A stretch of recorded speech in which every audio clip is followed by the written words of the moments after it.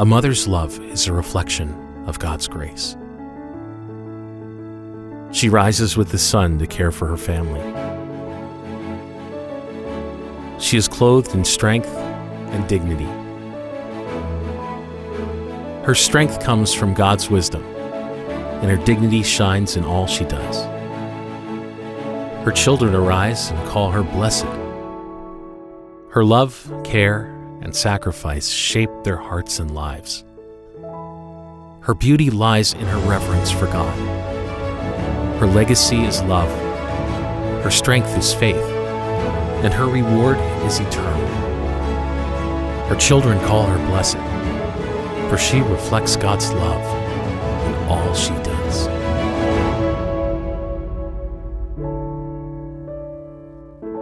Good morning.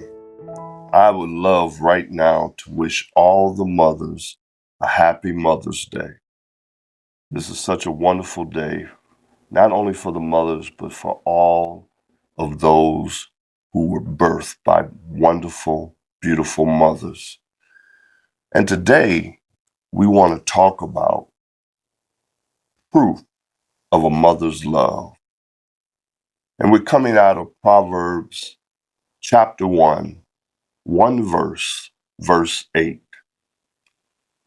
The verse says, "My son, forsake not the law of thy mother." There was a story about a man whose mother needed some minor surgery and had to spend 2 nights in the hospital. She sent him to the family home with the unusual list of things that she needed. She needed everything that would allow her to stay over the next couple of nights, but she also wanted things like candy. He went to the home and he made sure that he wouldn't forget the toothbrush, a good nightgown, and some slippers. As he was rummaging through her lingerie drawer looking for the elusive good nightgown, he came across a tattered white box from Macy's. Thinking this might be where she kept her good nightgowns, he opened it because he wanted to be sure that he brought the right one. What he saw was enough to make him cry and cringe. Inside the lid of the box, his mom had written, "Mother's Day gifts." And then there was a plastic keychain with the words "Mom" scribbled on the back of it in sloppy handwriting. And he remembered getting it out of a gumball machine for a quarter. There was a lopsided clay ashtray. His mom never smoked. There was a second-grade picture of him, a picture when he was toothless and didn't have anything in his mouth but a smile. There was a homemade card for every occasion made from school notebook paper, brown paper bags, and scraps of tissue. Some read, "I love my mama." The most sophisticated one said, "I love you always, mother." And he was surprised at how many words he had misspelled and his sloppy handwriting. But what amazed him the most was that he could sense the joy his mother received from each of these gifts. He remembered that she was never displeased with any of them, not even an ashtray. To some, it might have been a pile of junk, but to his mother, it was the history of her child learning to express love just through his giving. He tucked the Macy's box back in its secret place, and his tears strained the lid as he remembered the tears of his own mother as she shared with each Mother's Day gift. They say that no one will ever love you like your mother. but my friend had found the proof. There's not a mother in this world who does not have a secret box in her closet, a shelf in her hutch, or a place in her drawer where she keeps her own treasures from her children. It's what mothers do. They squirrel away the smorgasbord of love tokens to feast on them later in the winter days of their lives. Everyone today has a story of how they are certain of their mother's love. It may have been the way she got up every day at 5 a.m. to iron their clothes for the day so they could sleep 15 minutes longer. It may have been the way she filled everyone's dinner plate first to be certain that her husband and children had enough to eat. It may have been the way she tucked little notes in your lunchbox that said, "I love you." It may have been the way she faithfully attended all those mind-numbing school assemblies and plays and looked genuinely overjoyed when you got the award for the most improved. It may have been the way she blew her sweet breath on your little cut as she applied the stinging medication. One thing is certain: mothers know how to show their love. God made them that way. God made mothers sensitive, compassionate, protective, and patient, and as expressions of His own care to seep through. I can't help but think of the love Mary, the mother of Jesus, had for her son. Was it her certainty of his divine nature that compelled her to follow him on the dusty roads of his ministry? No, had he just been a carpenter's son and no more, she would have stood by him. We see the first proof of her love in the book of Luke. It was the end of the Passover celebration, and Mary and Joseph were returning home. They had gone a full day's journey when she and Joseph realized that Jesus was not in the company of kinfolk. They immediately turned back to Jerusalem, a city teeming with more than 2 million people, and searched for 3 days until they found Jesus in the temple. He was teaching the elders at 12 years old. The first words out of Mary's mouth revealed her great love for her son. Luke 2:48 says, "And when they saw him, they were amazed. And his mother said unto him, Son, why hast thou thus dealt with us? Behold, thy father and I have sought thee sour." Isn't that just like a mother?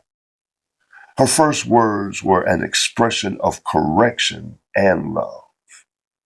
Nothing sorrows a loving mother like a missing child. The second proof of Mary's love for her son is found in the 12th chapter of Matthew. Jesus is outside of Jerusalem preaching in a local synagogue. A great multitude had followed him from Jerusalem, where he had healed a demonic man who was blind and dumb. The scribes had immediately spread word throughout the countryside that Jesus was healing by the power of Beelzebub and casting out demons by the power of the prince of devils. What did Mary, the mother of Jesus, do when she heard that the scribes were accusing her son of blasphemy? It's what any mother would have done if she thought that her falsely accused son was in any danger. Of course, when she arrived at the synagogue with Jesus, where he was preaching, and she sent word inside that she was there with backup, She quickly saw that Jesus had his destiny well in hand, and no scribes or Pharisees could shake up God's divine plan. But don't fault Mary for running to protect her child. It was not that she doubled or doubted God's calling on her son's life. It's just that a mother's love runs just that deep. The third proof of Mary's love for her son is found at the foot of the cross. Tried and condemned, Jesus was falsely accused. He was accused of treason and whipped within inches of his life, while his helpless mother hid nearby.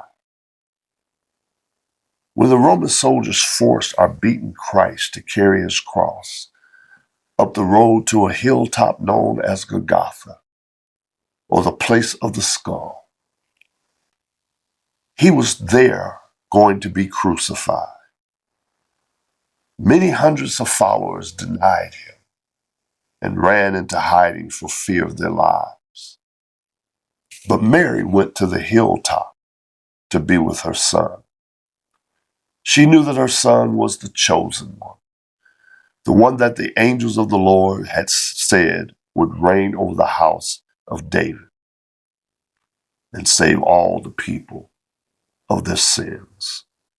Mary knew that the one whom she had delivered many years ago in Bethlehem would now deliver her and all mankind. And she did what any mother would do, even in the face of fear. She stood by her son, the Son of God. I want you to know that motherhood hasn't changed. More than 2,000 years later, mothers are still protecting their children. Whether you end up at the head of your graduation class or on the docket in the courtroom, your mother will be there. If she cannot be there in person, you can be sure that her heart will be there. Because a mother's love is fearless, selfless, and endless. She can be no less. As a nurse in the local hospital shared this observation with me one afternoon while I made my rounds. Every baby, she said, comes into the world crying. Few quiet down at all while they are washed and prepped for their first visit with their mothers. But as soon as the crying babies settle in the mother's arms, there's an instant connection. The child somehow instantly knows that he is safe and secure. It caused me to pause and remember the birth of my children. My wife didn't feel much like a mom. She wondered if she would have all the answers or how to stop the child from crying or be able to put them to sleep.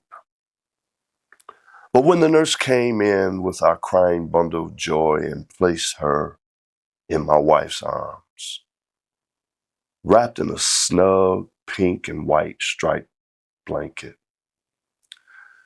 I was instantly grateful for a mother's instinctive care and love. Our baby looked at her, and the world just suddenly had no trouble inside of it. I remember the nurse saying, "Isn't that something?" She hasn't stopped crying since we took her from the operating room, and now look at her. She's so happy. She knows her mom. That's the inseparable bond between a mother and her child. It's a bond that has no limitations. It's a bond that has no expectations. It's a bond that has no reservations. It's a bond that has no compensation except the reciprocal love of a child. The love that is expressed in keychains and ashtrays and frames and homemade cards with handprints. A love that cannot be fashioned except by a God who created it. A God who nurtured it, a God who manifested it for all mankind. In the world of American architecture, one of the earliest design elements is the front porch, which connects the house to nature and the world outside. While the tall stone structure of a castle is designed to keep the world out, the front porch welcomes the world to the front door. A porch says, "Come and sit for a little while, and we'll get to know each other." We serve a front porch God who, through nursery songs and humble prayers heard at our mother's knees, invites us to get to know him. You may be listening today because your love for your mother, and you wanted to honor her from front porch invitation that God has extended to you. Through her, God can get to you. But right now, you have the chance to come all the way up to God's front porch. You can reach out and grab hold of Christ's outstretched hands and confess your need to sit a while and get to know him. You know where the porch is. Your mother took you there many times. Why not come up the steps and sit a while and get to know the Lord? On this Mother's Day,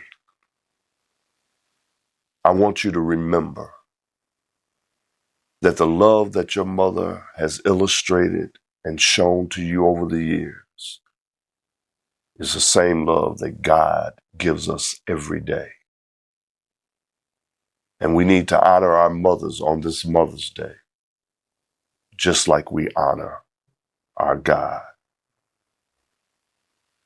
So I want each and every one of you to just reach out, pick up the phone, go to your mother's house, and just let her know how much you love her today. This is her day, and we wish you the very best Mother's Day that any mother could have. God bless. Amen.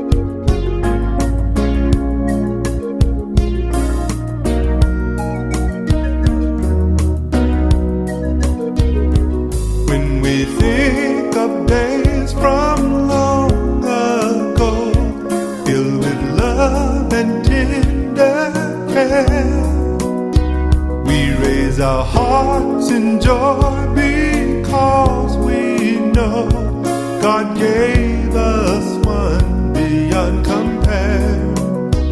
You always taught us that beauty can be found in the cool of a passing breeze, in the beauty of a nighttime sky, or the blaze of autumn's trees. So let us raise our